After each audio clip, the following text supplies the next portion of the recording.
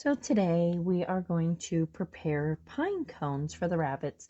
I have some that are just chewing nonstop. They seem to be having some boredom issues, so they need some other things to play with. So we're going to do pine cones. So I don't know where you live, but there are pine trees everywhere around where I live. So these were very readily available. I think this is like a 2-gallon bucket, and I want to make enough that I don't have to do this again in just a couple days, because you need to bake them for a couple hours. So I need to do it on the weekends, that kind of thing, because I hate to say it, I just don't have that time in the evening after I get home from work. So I want to make a pretty big batch right now, even if I have to do a couple baking sheets of them. So right now I am going to add vinegar to them. Since this is a 2.5 gallon bucket, I'm going to just add half a cup of vinegar with the water. You let them soak for a while, and then you bake them. So let's get our vinegar and water in there. Okay, so I filled this with my half cup of vinegar, and I am going to leave them soak for quite a while. I want to make sure all the bugs and debris are out of them, all the mold, that kind of thing. So I left the pine cones soak in the vinegar water for about an hour, hour and a half. Be honest with you, I kind of lost track of time. I got into doing other things. So now I have them ready to go in the oven. I have already preheated my oven to 200. There, it's ready. 250 degrees. And I have these put them on a cookie sheet that is an older cookie sheet because of the sap from the pine cones. I have double layered this cookie sheet though with tin foil. Now they're going to go in, and this will take a couple hours. All right, let's see how they look when we're done. The pine cones are done. This is the first time I have ever made these pine cones before. So, the one thing I can say is I started baking them, and that was very easy, no issues.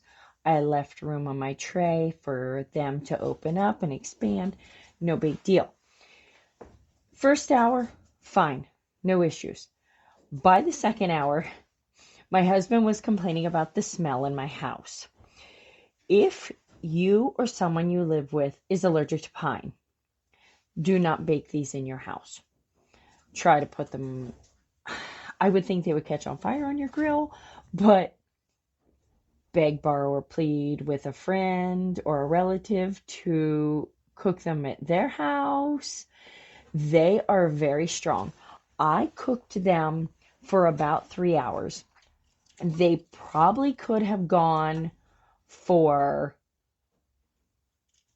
probably closer to 4. They opened up. They really did. They opened up nicely. And see, you can't see, but it's open there. They really did. But I think they could have opened up more. But the pine smell was really starting to give my husband a sore throat. So I had to stop. But I have given a few to the rabbits, and some of them are absolutely chomping down on them, love them. Other ones act like I just put some scary foreign object in their cage. So I brought out twine, and I hung some of them, and some I just threw in the cage, depending on the rabbit. Tuck got both, since we know he has serious boredom issues and chews everything. So the only thing I'm leery of, I made sure that any that had a lot of sap on them, I got rid of. I didn't use. And I did that when I was picking them up to put them in my bucket to even gather them. But I didn't see any that had any sap that was gooey or anything when I pulled them out of the oven, and I made sure they didn't feel sticky or anything. There was some sap that leaked onto, obviously, the tin foil, but nothing ridiculous. It didn't seep under the tin foil. It didn't ruin my baking sheet, nothing to that extent.